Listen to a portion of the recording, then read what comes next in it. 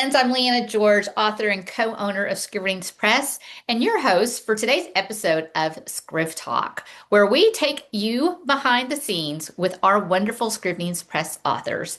And today, I'm thrilled to welcome Linda Dindzans, award-winning author, speaker, and retired ENT surgeon, and creator of the deeply moving A Certain Future series. Her newest release, A Certain Mercy, explores redemption, forgiveness, and the transforming mercy of Christ against the backdrop of first century Jerusalem. This is a much awaited book as a follow to her first book, A Certain Man, which has blown everybody away. It's received numerous awards and accolades and is the best-selling book for Scrivenings Press. So we are so excited to have Linda on today. So welcome, Linda. We're glad to hear. I'm glad to be here. Nice, Good, good, nice to good. talk with you. Yes, always. I enjoy our visits. So, after reading your little bio here, the first thing that's going to pop into someone's mind is how do you go from being a ENT surgeon to writing biblical fiction? So, I kind of want to jump there first and kind of get some insight. Like, was writing always something you wanted to do, or is you retired and you're like, I think I'll just sit down and start researching and write biblical fiction? No, it actually was a little bit different than either of those. I was always an avid reader. Hmm. I never, I mean, I wrote little creative things for a hockey team but I was never one of these kids that sat down and wrote my first book at age 10 or anything like that. Yeah. But I always enjoyed words. I always enjoyed reading. I always enjoyed good writing. And for many, many years, I enjoyed Bible study. Okay. Hmm. And so really more a Bible study facilitator was what I did for many years, with my church. Uh-huh. Um, and always enjoyed that. Never really thought about writing biblical fiction. But as my practice was kind of coming to an end, and things in medicine were changing a lot, and you couldn't do for patients what you really wanted to do. I was in a private practice, so I wasn't owned by a big hospital. And as things were kind of changing, I was having a story come to me, which is not either of these stories, but it was a story coming to me that I could not get out of my head. And I was writing it in my head and it was coming to me, and I never had any time to write it. And so I said to my husband, I think I would kind of like to take a sabbatical and maybe try to start learning to write. Um, and after about 3 months, I was like, I think this is retirement. And he was like, that's fine. Do what you think you're being called to do. But if you had asked me at the time, and I think some people did ask me at the time, because I was very committed that I wanted to write something that was to the level that I felt it should be, Hmm. to the level that I had been reading these good Yeah. writers. And I said, well, I think if I work at it full time, I probably could write a book in a couple of years. And 12 years later is when I got a 3 book contract. So I was probably both incredibly naive and incredibly arrogant, maybe a little both. Just didn't know, Yeah. having never done it. In fact, it's kind of funny when I look back because it actually took me longer to become a published writer than it did to become a surgeon after medical Oh. school. Now, I mean, I had medical school, but still, Right. Yeah. all that time. But Yeah. It's everybody thinks, oh, I could write a book. Oh, I could write a book. And you can. Anybody can write a book. You're absolutely right. However, to write a book well and one that really resonates with readers and and it's well written, with the grace and style of a master storyteller, that takes time. It takes time, and most people aren't willing to put in the time. So kudos to you well, for I doing think that. also I'm more naturally a storyteller than Hmm. I am a writer.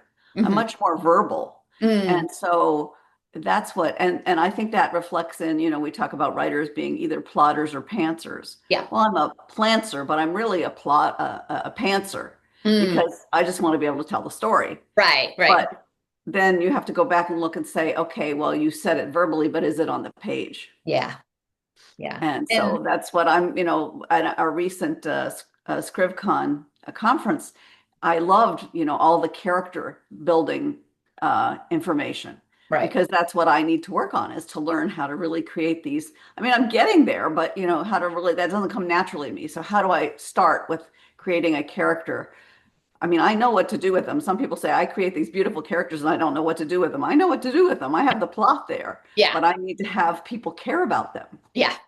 Well, and I like that you said that because people think, oh, I write a book and I'm done, right? I don't need to keep learning. And writers are always learning. We're always lifelong readers and we're always lifelong learners because you never arrive as a writer, you know? Mhm. I mean, you have to keep striving, you have to keep learning. So I'm glad you are in that mindset because I think it needs to be the mindset of all authors, really. So. Well, and I think we have to read cross genre too. Yes, I yes. think I that, read wide.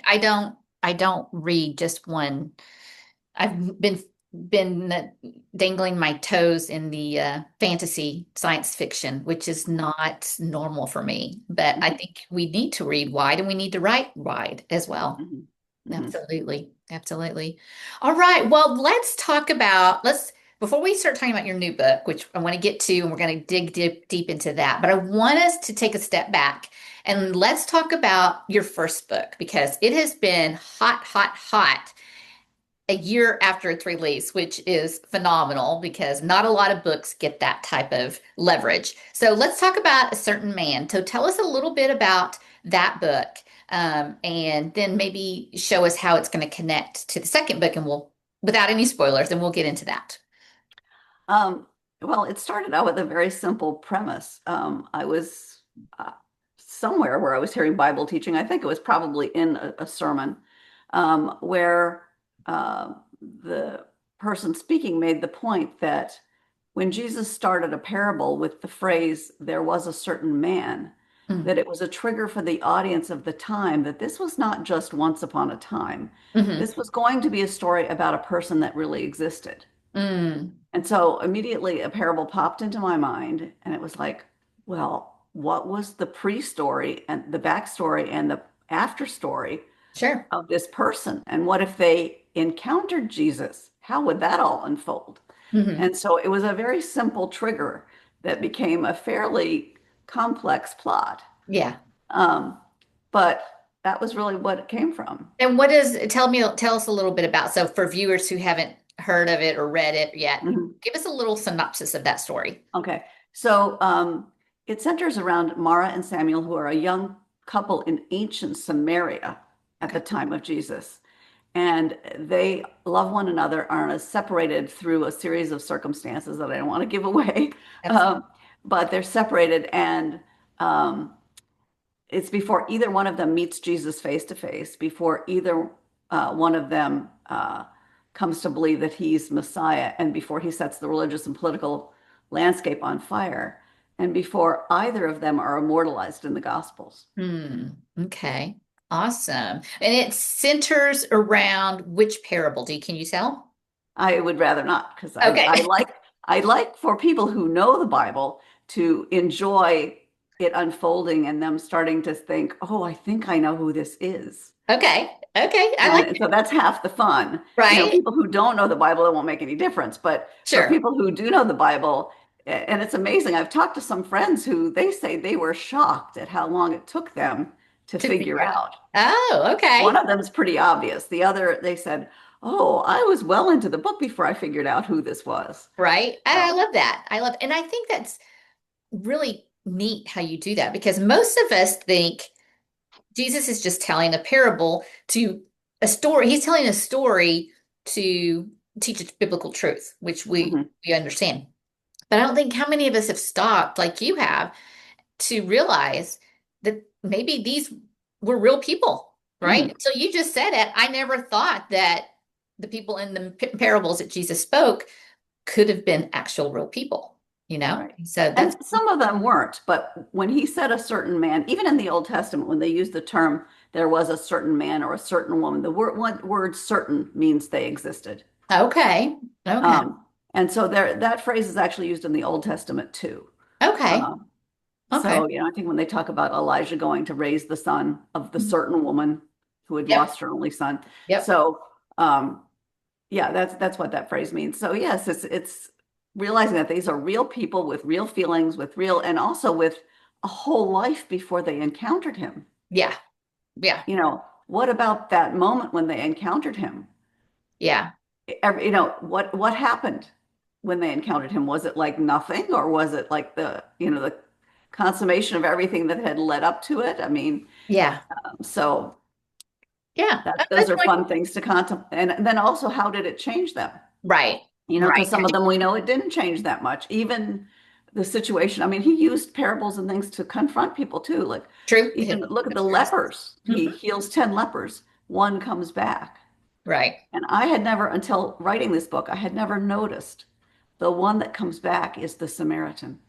Really Yes. interesting. So he was always confronting the population. You think you're children of Abraham. You think you're so great. You're in strife with the Samaritans.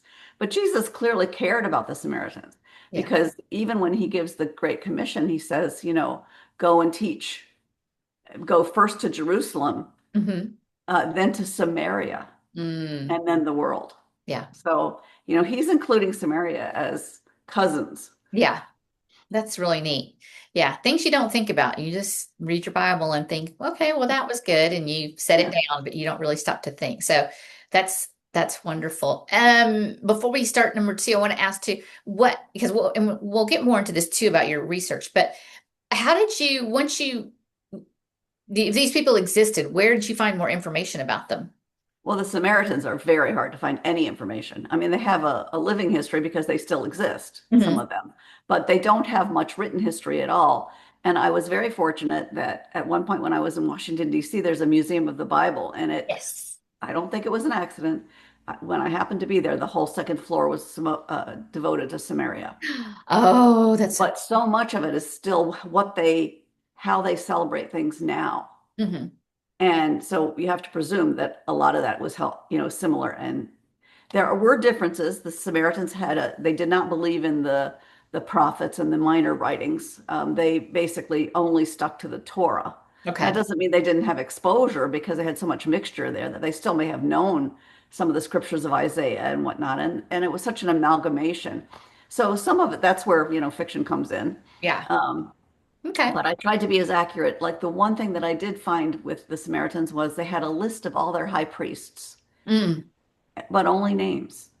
And amongst all these names, the one name uh, that was attributed, it said this he was the high priest during the butchering of the boys in Bethlehem.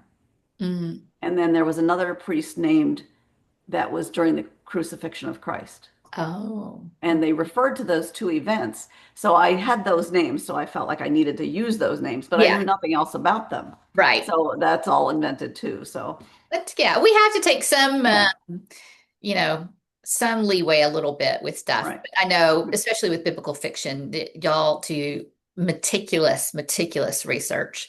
And so I applaud and I admire that too, because that's just really, I don't know that I'd have the pay. That's why I write contemporary. But I do love the Bible. I went to the Bible Museum this year for the first time. Uh-huh. Loved it. Didn't get to stay as long as I wanted, but I Mhm. encourage everybody to go because it is It's truly, very well done. it's well done. It's amazing. And it just, I mean, it just highlights how many people still don't have the Bible, the written word of God, and Mhm. how those of us that have 10 or 15 Bibles laying around the house and we don't pick up one, and there are countries and people that are desperate for them. Mhm. It's just amazing. But I digress. Let's go back to you and your wonderful stories.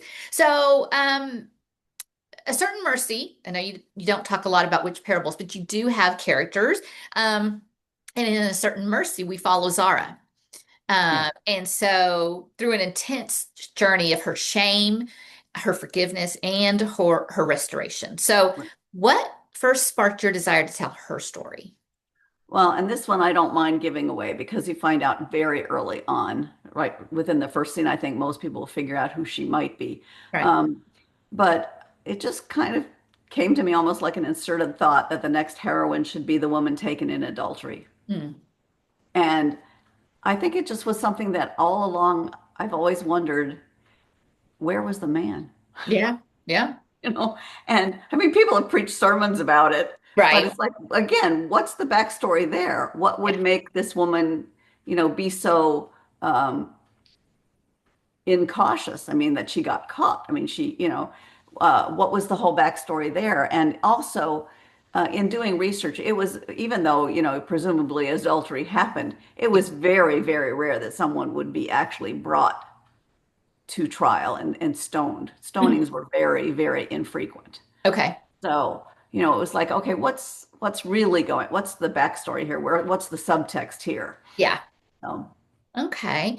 And like I said, we're talking about forgiveness, and she struggles to forgive herself even after right. encountering the mercy of God. So, how did these themes emerge in your writing process?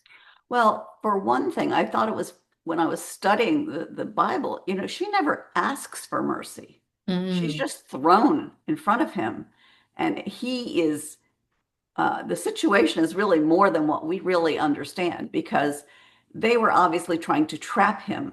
hmm. So the trap was if you say she's innocent, or if you say don't stone her, you're breaking the law. Right. If you say stone her, you're not only acting as God, but it's you're countering your own be merciful sermons, Yeah. like on the Sermon on the Mount. So they felt they had him caught in a trap, but Mm, he turned it on them because what he said to them, we all go, okay, whoever's without sin cast the first stone, and then maybe they're all thinking about their own sins. But it was more than that because they did not bring an accuser. There mhm. had to be an accuser, Okay.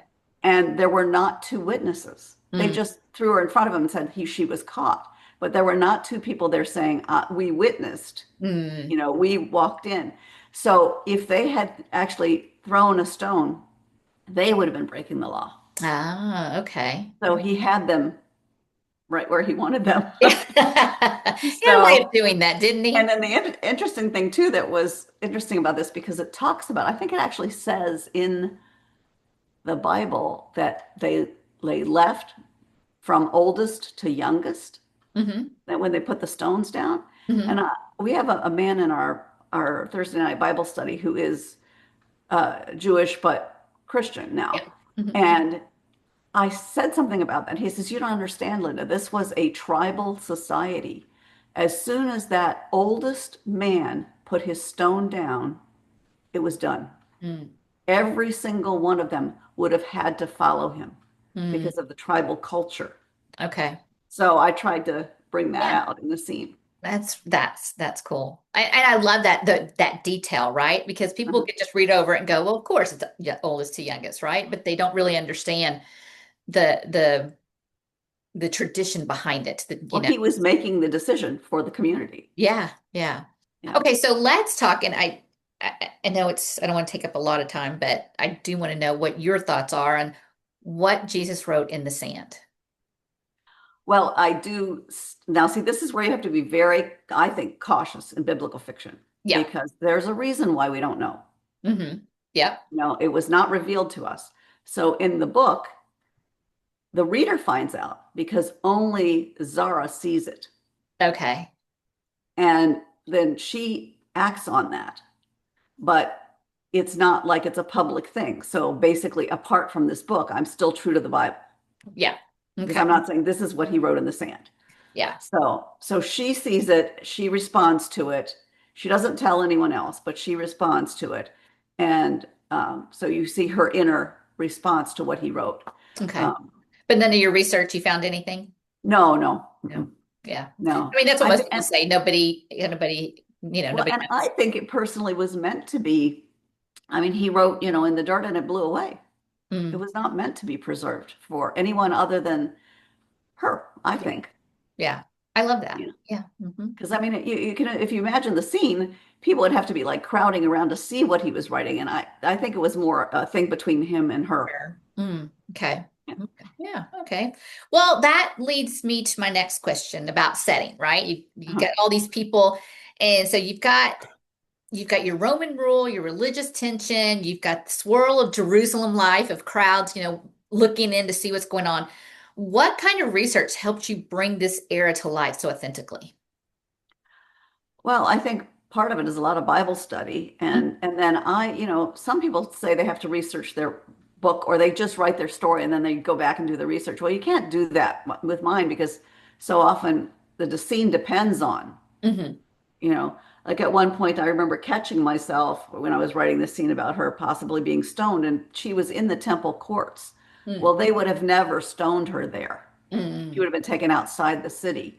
So I had the Roman pagan guy ask his friend, what, they're going to stone her here? And he goes, no, they wouldn't do that here. They're just raising their rocks to threaten her. Yeah. So, things have to just kind of, they have to gel as they go along. But yeah, and also doing the research for the first book helped me kind of already know Yeah. in general where I was with things. Yeah. I read a proposal that somebody had sent in for us. And I talked with Lana Christian, who also writes biblical fiction for us.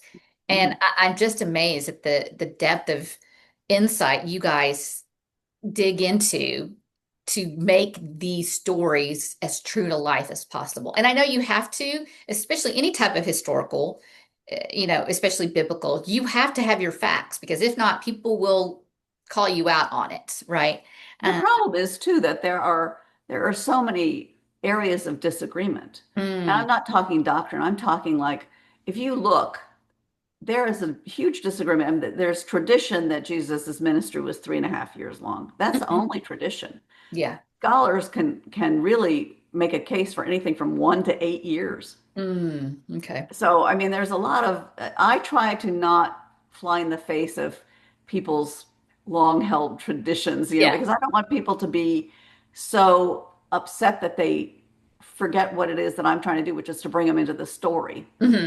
Hmm. So I try not to, and also I think that even though we have to do a lot of research, we don't have to put it all in the book. No, no, no, no, no. And most people don't want to read something that reads like nonfiction. Of absolutely not. So, Absolutely not. you have to do enough to set the scene and to make it ring true. Right.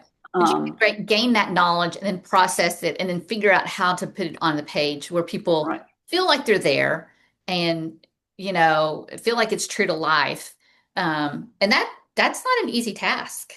Well, and one of the hardest things to do is to not have a character say something to another character that they would already know. Yes.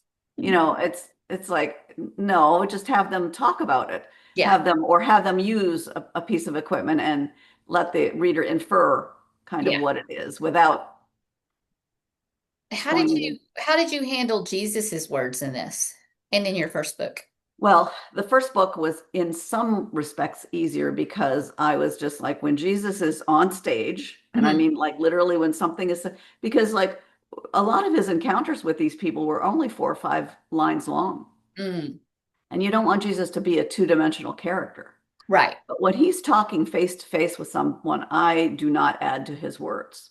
Okay. Now, what I did in the first book was I didn't add to his words, but the 4 or 5 lines in this incident with him meeting this Samaritan woman didn't make sense when you really look at what she asks a question that comes like out of nowhere. Hmm. And so then what I did is I went into her thoughts Mm. and I made it so that it did connect. Yeah. She's thinking about the next thing and then she asks the question. And then he knows what she's thinking. And so there's a little bit of sort of him understanding where she's going with it and answering her. But I tried anything that really was a quote coming Yeah. out of his mouth, I didn't add to. Now, the other thing was when he goes to Samaria, it says, when he meets the woman at the well, it says that he stayed for 2 days. Mm. Well, that's fair game for fiction, Sure. Sure. Absolutely. but I try again there not to have him teach anything he would not have taught. Right. That wasn't, yeah, that wasn't, Right. And yeah. so, like, for instance, there's a big question about whether or not Jesus ever baptized anyone Mm. himself. Right. So I didn't go there. Yeah. I mean, you could imagine where he may have Sure. in that Sure. 2 days, but I just didn't go there because it's not in the Yeah. Bible. Right. Exactly. So that there was relatively few appearances. They were isolated with Jesus in the first book. I mean, because the story is about this Samaritan couple. In the second book, though, and the second book is actually a good book to read, I think, as preparation for Lent, because it covers the last 6 months of Jesus's life on Mm. earth prior to the ascension. So he's on stage a lot. Okay. And then you run into the complication of, if you're writing the raising of Lazarus, well, he can't be a two-dimensional character, and you cannot have him not hug Mary and Martha when Sure, sure. Lazarus is raised. Yeah. But, is that in the Bible? No. But again, trying to be very conscientious about being accurate, after the 4 or 5 lines that they talk about um, that people who witnessed it went away to report as Mhm. spies to the Pharisees. So then we're in free form again because okay, we're out of the realm of all the witnesses Yeah. around town. So then it's a more of a private setting. So then he can say things and do things that, you know, expand on what he was teaching, but aren't there. Yeah. But it was a little bit harder to kind of because I didn't want him to be two-dimensional because he certainly Sure. wasn't. No, no. Yeah. So I'm trying to be true to the scripture without, and without adding Sure. to it. Yeah. So It's a dance, right? You have to tiptoe a little bit around it and be careful because you don't want anybody coming out saying, well, yeah, Jesus never said that. Or, and so right, yeah, it's really hard. right, I mean, I look at the Chosen and I think they've done a wonderful job right. doing what and bringing him to life. And to me, after watching that show and you saying, him hugging, I'm like, I can see Jesus doing that, right? Right. I mean, these women were like his sisters. Right. Yeah. They were very close friends. Right. Because he So, was human. I mean, he was human. right, He had emotions just like we did. We know he cried. right, So right, you know that he's going to, put hand on his shoulder. He's going to, react. He's just not going to be there stiff, he right. he was a human, He just was like, loving. He was yeah, and he loving. was loving. And he Absolutely. was supposed to be showing us the Father. Yeah. So, Yeah. So I mean, he wouldn't just stand there and, not be right, responsive or reactive or anything like right. that, I think. Yeah. Well, and I've just decided that, I mean, I can only try to do my very best. Yep. And if I miss something or something is inaccurate, well, God's going to have to cover that, and he knows my heart. Yeah, And absolutely. And that's and the important I thing, try right? very hard not to write anything that would mislead someone. Exactly. And I also in my author's note, I don't do a lot of extensive author's notes, but I do put that I feel like um, my writing is inhabiting the verse that says, if everything that Jesus did was written, it Yeah, would fill many books. right. It's like those are the incidents that, didn't make it into scripture for Yeah, whatever reason. And right. so we can consider that maybe he would have done this kind of thing. True. So, Yeah, I love that. I love that. Okay, so we've talked about Zara a little bit, but let's talk about Theo because he mhm, returns from book one with his own mhm, perks and limitations, right? right, So how right. does his journey intersect with Zara's, and what do you hope readers get from his character arc? Well, Theo is the victim in the Good Samaritan story. So he's been beaten, and where we leave him in the other story, one of his unfinished threads is because he's not a main character in the first book. He has been beaten to the point where he has total amnesia. He doesn't know who he was. Hmm. He's interesting because, like some people with amnesia, I mean, he remembers his Jewish traditions. He Hmm. remembers a lot of the songs, Yeah. but he doesn't know who he was. He doesn't know anything about, and he doesn't know who beat him either. He doesn't know who left him for dead. All Mm. he remembers in the first book is the face of the priest and the Levite that passed him by. Oh, And wow. so those are the people he was looking for in the first book to find. And he's angry with them. But he's also very angry with the people that left him crippled. Mm. And he's like, when he hears Jesus talk about forgiveness, how can I forgive someone who I don't even remember? Yeah. How can I forgive sins that I don't even remember were committed against me? Um, and actually, the innkeeper at one point says to him, because it's been 10 years, he says, can you not in the last 10 years think of one sin that you've committed? Mm. Because no one lives a perfect life. Yeah. Yeah. So, that brings in the tension of, wait a minute, we've got a man right here that is living a perfect life and right in front of us. Yeah. So, uh, and so the tension is with Theo can't forgive his enemies Hmm. and has no desire to forgive his enemies. And he's not even sure he has any desire to know who they actually were. He's not even, like many people with amnesia, he's been living so long with it, he doesn't even know that he doesn't know if he was a bad man, a good man. He's not even sure he wants to know who he was. Yeah. Um, and that's contrasted with Zara, who didn't ask for forgiveness, has been given public forgiveness Hmm. and now can't forgive herself. Yeah. And So, we all struggle with both those things. I think sure, there's things for absolutely. which we all say, okay, I've given this to God, I've put it at the cross, and then, 2 days later you want to go pick it right Right, back okay, up pick it back again. up. Yeah, exactly. So when you talk about the amnesia, did your medical background help? I mean, I know you were ENT, which is ear, nose, and throat, Right. but did your medical background help you in that It did, regard? but I also had to just research some of that to make sure that I was staying true to certain things. Like researching like head injuries and whatnot. And one of the interesting things I came across was they said that it's actually sometimes bad to confront someone who doesn't remember anything with all these stories of who they were, what they did, because if they don't remember it, it becomes a source of frustration, and then they just want to Oh, throw it all away. They yeah. don't want to think about or. So there are ways to sort of gently prod people if they start to remember, Mhm. to ask them an open-ended question, but without forcing it. Yeah. So that was something that I kind of learned and worked into the book. Oh, okay. Well, now I know who to go to because my next book that I want to write does have to do with amnesia. So now I know who I can go to for expert advice. All right, so you've got a lot of stuff going on in both books. You've got romance and betrayal and spiritual themes, political intrigue. What was easiest for you to write, do you think? The romance, the biblical, faith part, or did one come first, did the other, or I don't know. I think it just both books I think were slightly different.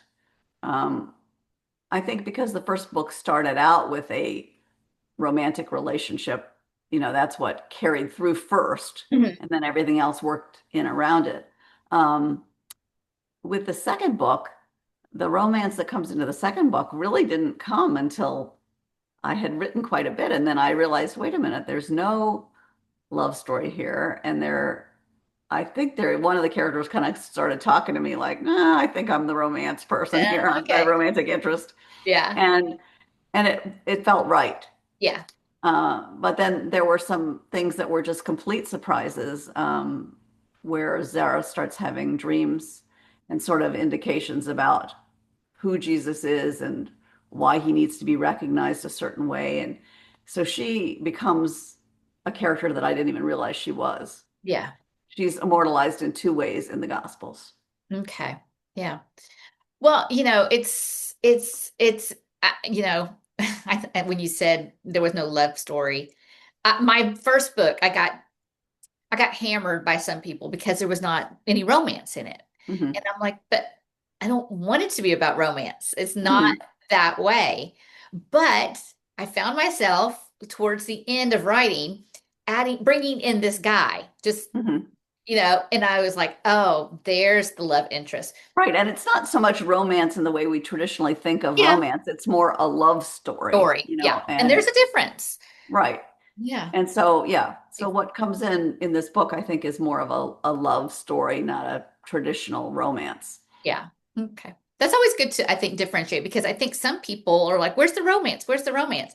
And I'm like, it's not always about the romance, Yeah. And Yeah. like you said, it's a love story, right? Mhm. It's not the meet cute and the sweep you off your feet and I can't stop thinking about you kind of stuff. Right. It's Right. deeper, right? So talking about deep, this book talks even from the very beginning in the title about mercy, right? hmm Which is a deep biblical truth, right? God's mercy, hmm and just seeing how that is portrayed in every character in this book, right?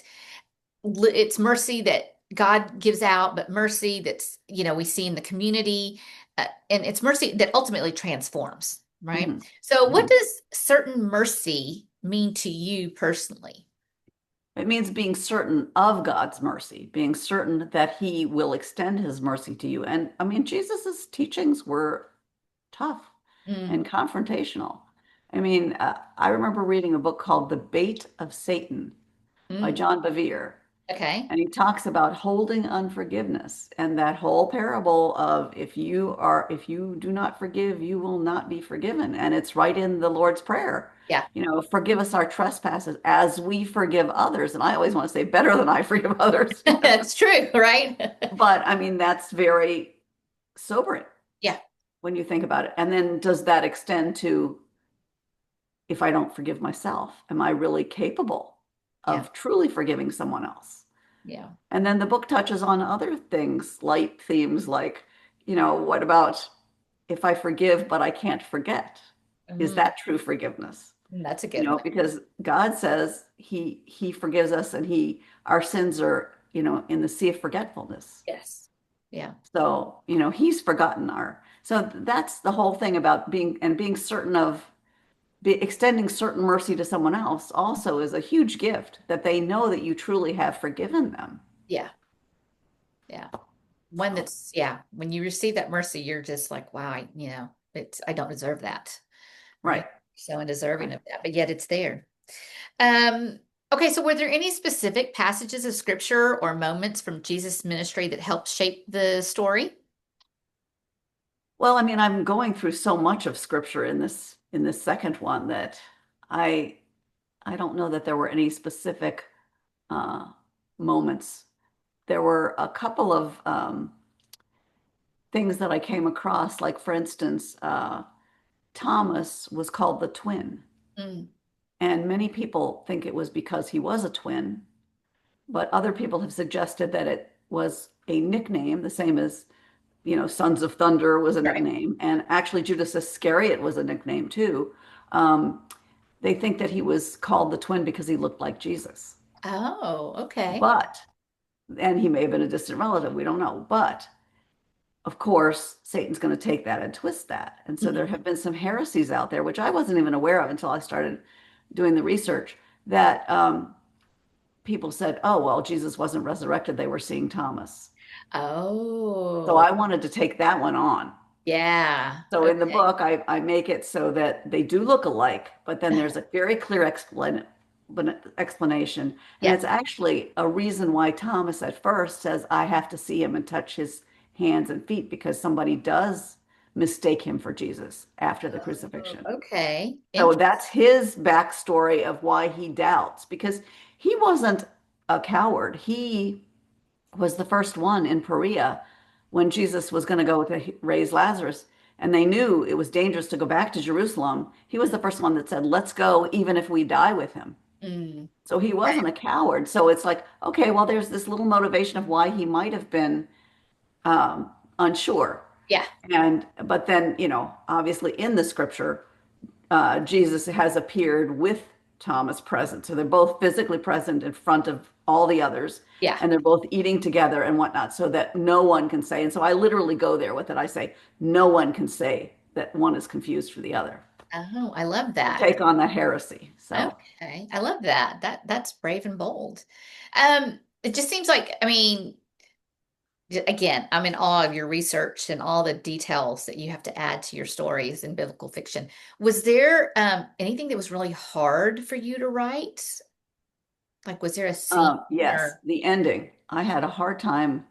Well, first off, I had to write this book much faster than the first book. So that was just that's plain usually the hard. case? Yes. That was just plain hard because I just didn't feel like I quite had it to the point where I wanted it when I first turned it in. But the ending, I just felt wasn't right. It didn't have the heart.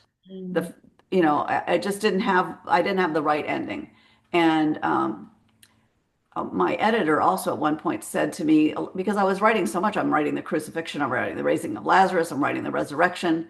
Um, you know, she felt the first draft that I gave her that I was writing with too much hindsight, Mm. that they were much more confused. I mean, I had them conflicted and confused, but I had them much more hopeful, particularly Mary. Ah, okay. And Amy says to me, Linda, she went to the grave with spices. I'm like, okay, yes, you're right. So I had to rewrite a lot of that. Yeah. But then I just felt like I had to make sure I got the heart back into it, the soul back into it, Hmm. because I was taking out a lot of, here he had said he would be resurrected.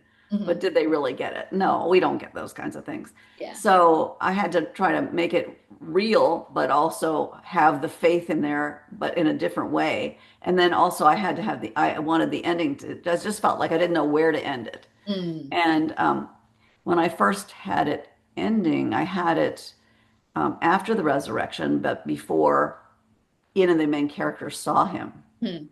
And even my writing coach was saying, no, they have to see him, touch him, feel him. These are the main characters. And then Yeah. I wasn't quite sure where to end it. And then I was actually talking with my pastor, and he goes, "You have to do the ascension." And I'm Mm. like, I really didn't want to write the ascension. I was like, just one more little scene to have to write, you Right. know. But that was the right place to do it. And then as I wrote the ascension, the right ending, the ending that got me Yeah. in the gut, Yeah. came to me. Yeah. So, And so that leads me to my next question, which is how has writing these books changed you? How have they deepened your faith, deepened your walk? How have they transformed you? Right? Because we know that when you write, you want readers to be transformed. But mhm. as an author, how we cannot help but not be transformed as well. So how do you think you've been transformed? Well, I think I wrote a blog about this actually, talking about reading, praying for our readers, and Mm, that most Christian authors do pray for our readers. sure. And then it's, slowly dawned on me that I'm the first reader, Hmm. that it's obviously teaching me lessons that God wants me to learn. Yeah. And, it's not just, I mean, I'm praying for the one that gets in the hands of the one he wants to. And it's like, wait a minute, Linda, you're the first reader. Yeah. Maybe there's something here you're supposed to be, exploring too. So I think that's, and I don't think we can predict what that lesson is until it's written a lot of times, Yeah. until we go there with what it is that he wants us to look at. Right. Yeah. So what is it you want your readers to take away from this book or both books? Well, I think what I want in general readers to take away from the book is I wonder what it would be like if I were there. Mm, You know, how would I have reacted to these issues? And, I think there'll be the more than one reader that may actually be struggling with similar issues. I mean, it's a kind of a universal truth that we don't forgive ourselves or we don't forgive others. And, yeah. some of us have a problem more with one than the other. But I think they're actually intertwined. Yeah. I think that, we often don't forgive others because we don't forgive ourselves, Yeah. or we haven't experienced, we don't accept forgiveness. Right. Do we accept Jesus's forgiveness? Sure. Because if we don't accept his forgiveness, how can we forgive someone else? Because we That's haven't right. experienced that. Yeah. So, um, so I think that one of the things in just writing both books, I think probably halfway through the second book, it occurred to me, I think if I were living in those times, I'm not sure I would have been a believer Interesting. because I'm somebody that has to defend the faith. I Mm, have to be able to defend why. And of course, people at that time didn't have all the scriptures. right. They really had to go much more on faith Right. and not just being able to justify and reason Yeah. the faith. So, I think there's a reason why I was appointed to live at this time, Yeah. you know. Yeah. And I love what you said, it's that these truths that are found in the Bible, just because they were written thousands of years ago, they're still relevant today, right? Mhm. The Bible is so relevant to Right. everything you have to deal with today. And I think a lot of people just see it as this old ancient book, right? Mhm, mhm. And I think it's good that we bring these to light and hopefully they'll go dig some more, right? And Well, that's my hope is that, because the other thing is, you've got fiction and it's like, well, was this really true or is this fiction? And I try to list in my front, the characters and the ones that are mentioned in the Bible. But like in this second one, I actually put, mentioned briefly in the Bible. So they know that most of their story is not in the Bible, yeah, but hopefully it'll send them to the Bible, yeah, yes, about curious about certain things. yes, yeah, that's And that's right. a God thing. That's going to be up to him and the reader. Absolutely. Yeah. But at least we are starting giving them a point of direction, right? That's Well, it's also, I think that many people may pick this up that would never go to a church and would never pick up a Bible. yeah, yeah. So Absolutely. that's my hope that Yeah. it's an open door Oh, or foot in the door. foot in the door. Yes, Yeah. absolutely. All right. Well, really quick before we get to some fun lightning round questions. I know you are working on book three.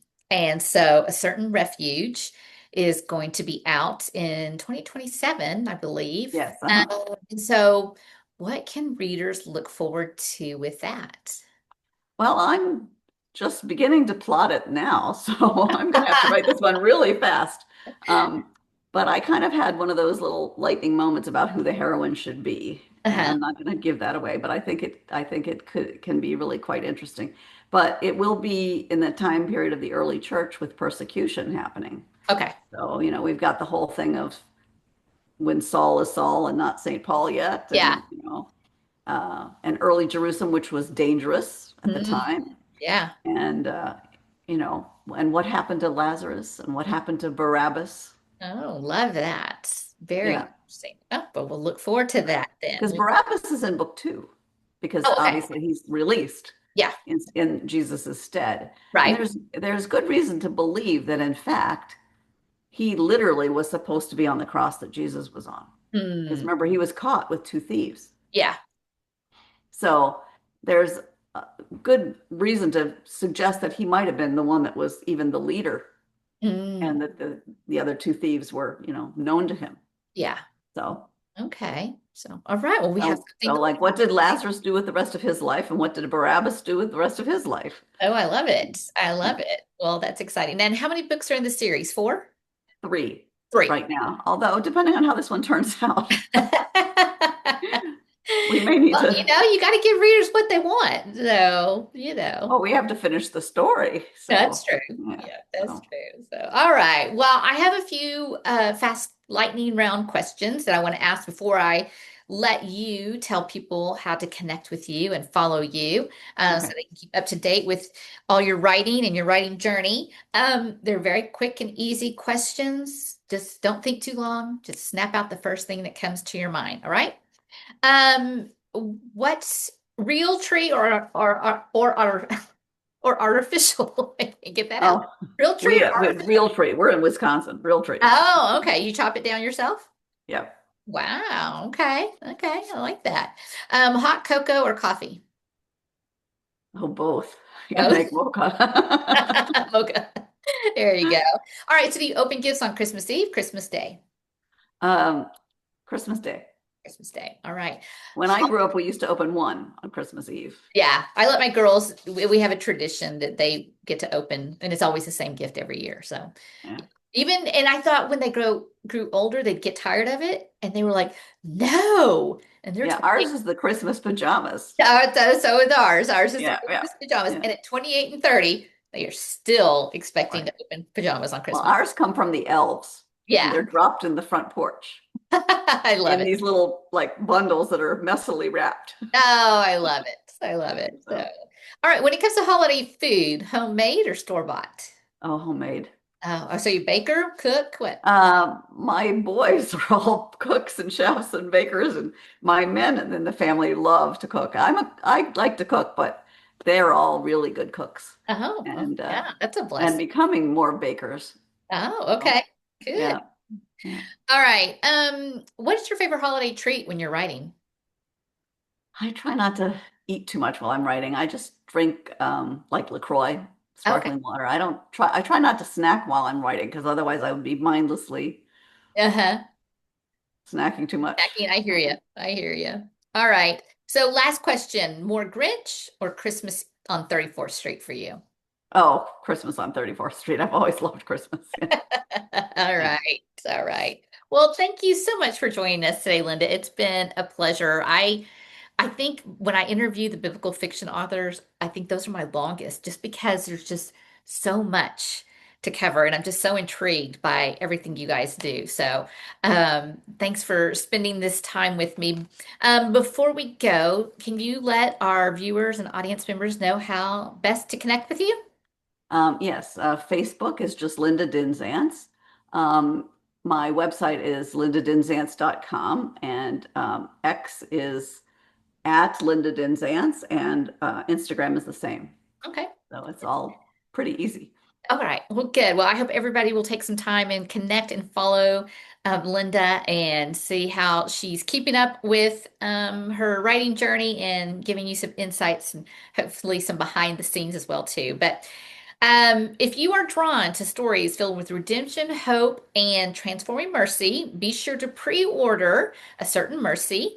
It will be available December 9th, 2025. A Certain Man is out. Like I said, it's doing really well, so you're going to want to be able to pick that up. It's in ebook and paperback. And hopefully, audiobook very, very soon. So, again, connect with Linda. And again, thanks for joining us, Linda.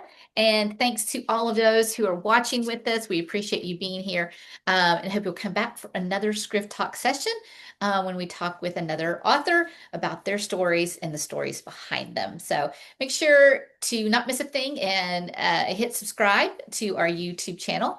And until next time, enjoy your reading and we'll see you again soon. Bye bye. Bye now.